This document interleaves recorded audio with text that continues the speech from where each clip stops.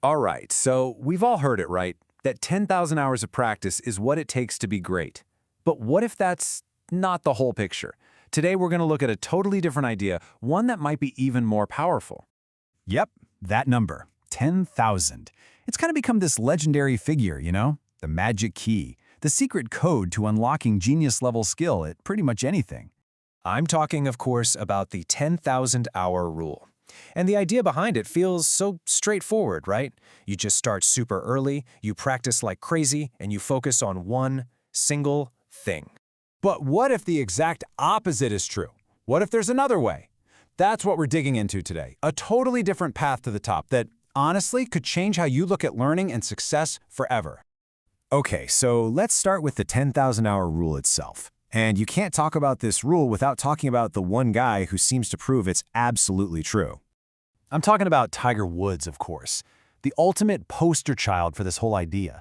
I mean, his dad literally gave him a putter when he was just 7 months old. He focused only on golf, and bam, by 21, he wasn't just good, he was the greatest golfer in the world. It's the perfect story, right? A straight line to success.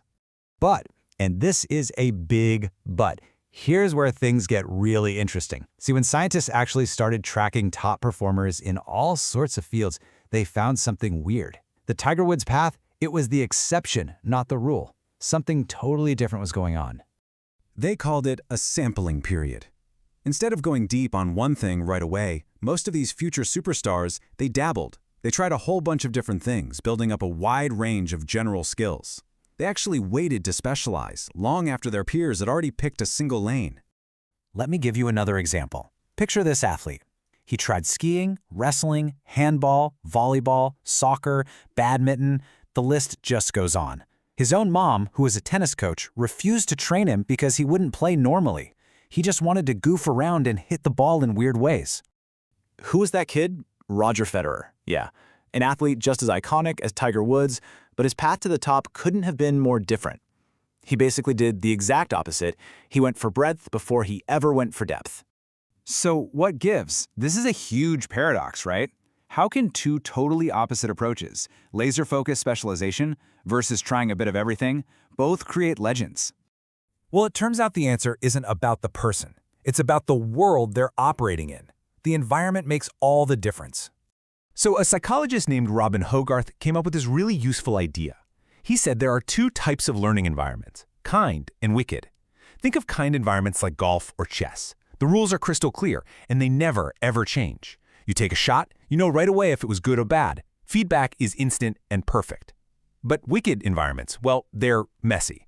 They're like most of real life. The rules can change halfway through the game, you're not always sure what the next step is, and the feedback you get might be super delayed or even totally misleading. And here's the kicker.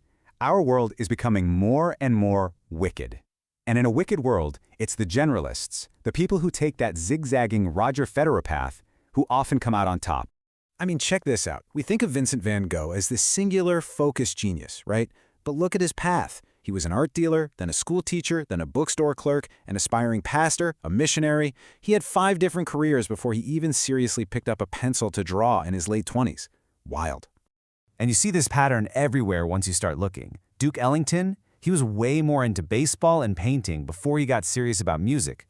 Mariam Mirzakhani, the first woman to win the top prize in mathematics, actually dreamed of being a novelist. And Claude Shannon, the guy who basically invented the digital age, he was inspired to create binary code by a philosophy course he took.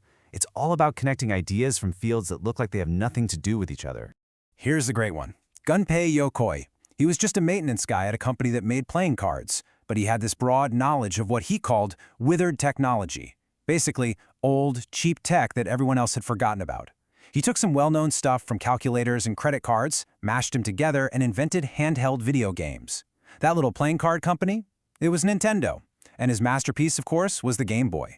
All from connecting old dots in a new way. Okay, so for our final thought, there's this really beautiful metaphor that ties all of this together perfectly. It comes from the physicist Freeman Dyson, who had this incredible way of looking at these 2 different kinds of successful people. He said you've got frogs and you've got birds. The frogs are the specialists. They live down in the mud, they see all the tiny important details up close. They are masters of their one specific patch. The birds, on the other hand, are the generalists. They're soaring high above it all. They see the entire landscape, how all the different patches of mud connect. They integrate all the knowledge from all the different frogs. Now here's the really crucial part of his idea. For a healthy world, for real innovation, you need both the birds and the frogs. You need them working together. But Dyson's big worry was that our society, our schools, our career paths, we're telling everyone they need to be a frog. We only celebrate and reward that super specialized path.